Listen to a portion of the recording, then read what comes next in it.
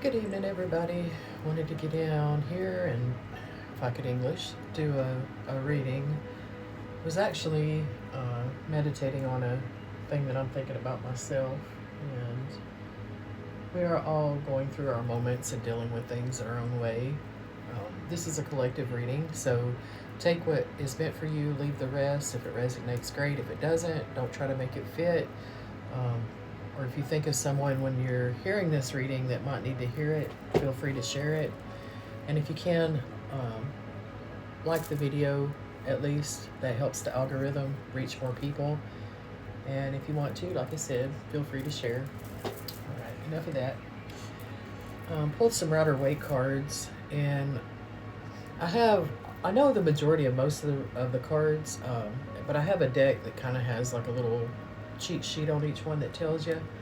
And I almost used that one, but it just came through to me clearly. No, I needed to go with my intuition and just follow the story that comes out with the cards. And like it always does, it just played out like a little movie in my mind.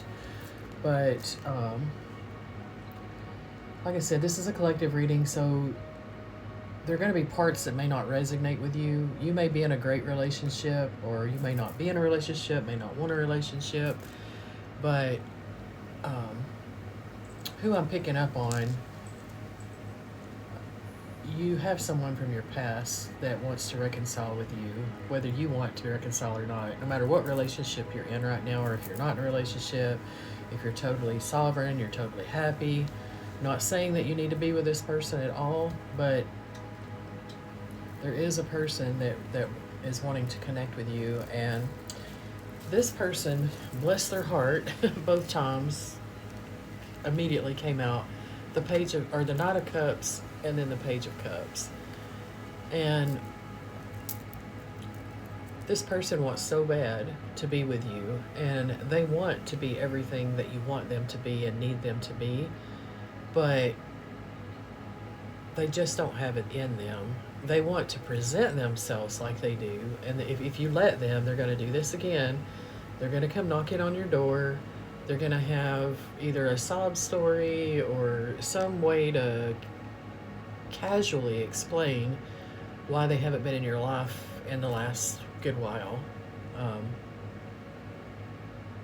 They don't want to get too deep with you on why, though, because there are some things that they've done that they don't understand, that you have intuition, that you already know. You already know most of the things that they did, but they don't want you to know, and they want you to see them like this, riding in on a white horse, offering you their cup of love, being everything you ever wanted and dreamed. But in reality, they're just a page. You see, he's got a fish in his cup.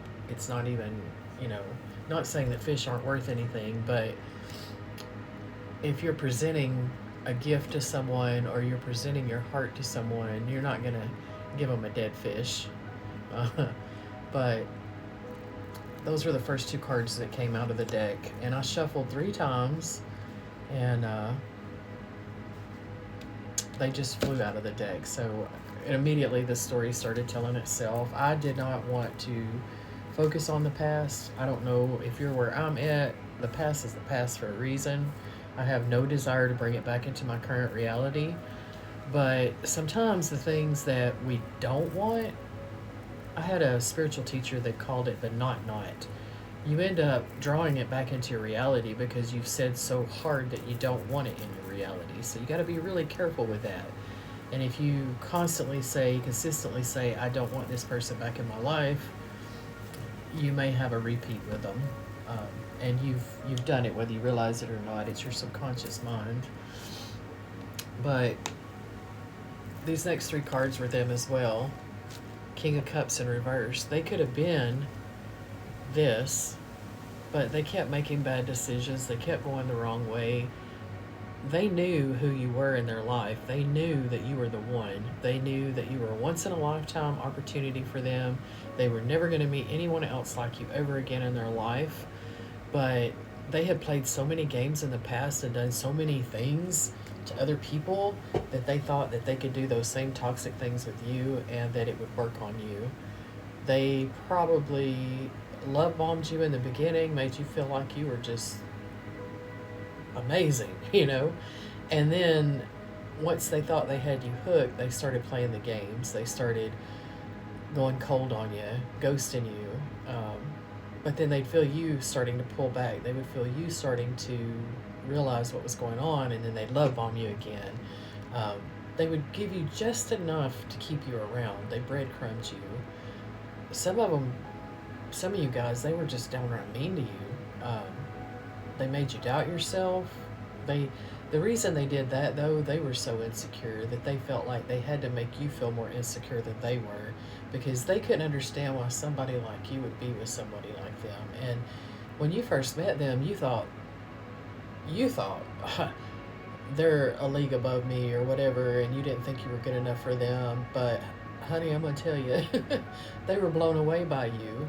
They never showed it because they were so intimidated and so worried that you would see through their facade, that you would see through the mask that they were wearing.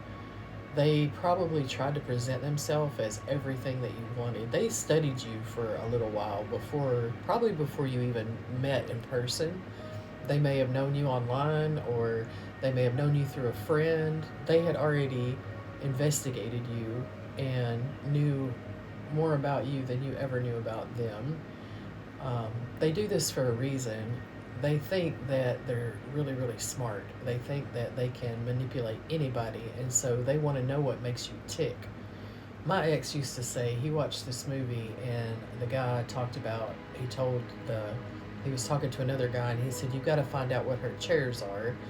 His wife made these ugly, ugly, god awful, ugly chairs and tried to sell them, and she thought that they were popular. She thought that everybody loved them, and it turned out he was going behind her back and buying them and then putting them in storage. So it was all a big manipulation, but it kept her happy, and in his eyes, that was his way of showing love. Was his He found her chairs, and so he's like, "You got to find out what makes her tick. You got to find out what her chairs are." But it wasn't about him actually, you know, loving her. If he had loved her, he would have been honest with her. "Honey, we need to work on these chairs a little bit," and showed her some things, and then encouraged her, and then worked with her and helped her sell them, instead of going behind her back and lying and manipulating and making her feel a certain way. And the thing is, when someone manipulates you like that and then you find out the truth, it's way worse than if they would have just been honest with you, you know? But this person was so insecure in who they were that they felt like they had to put on this act. They really don't even know who they are. That's what they've done their whole life, is they put on these acts. They study a person, get to know a person, figure out what a person wants. In their mind, that's what makes that person tick, and then they offer that. They future fake. They they promise the world, and they can't deliver on any of it, and they know that, and they're terrified. So then they start playing these games, and then they eventually, it's like a narcissistic thing. They will literally drop you, and if you run after them or grovel after them, then they've won. And in their mind, you're weak and you're pitiful. And so then they'll have a new supply, all that narcissistic junk. But if you stand your ground and you walk away and you heal yourself, it will literally drive them crazy. They cannot stand that. They want to be the victor. They want to be the winner, and you'll become the one that got away. And in their mind, they just can't reconcile that. It really, really, really just destroys their ego. And so they may even come at you and say they've done all this inner work, because they know to be with you, they have to be at a certain level. They know that you have been working on your own healing. They know that you're vibrating at a higher level. And so they're going to once again put on a mask, and they're going to present themselves to you that they've done all this inner work, they've done all these changes, and now they're ready to be your King of Cups. But it came out in reverse. The moon in reverse. It's all lies. It's all smoke and mirrors. And if you fall for it, which you're not going to, you've done so much inner work now, you see this person coming from a mile away. You know exactly what they're doing. But the thing that drew you to them to begin with is still there, and you're still going to feel an attraction on a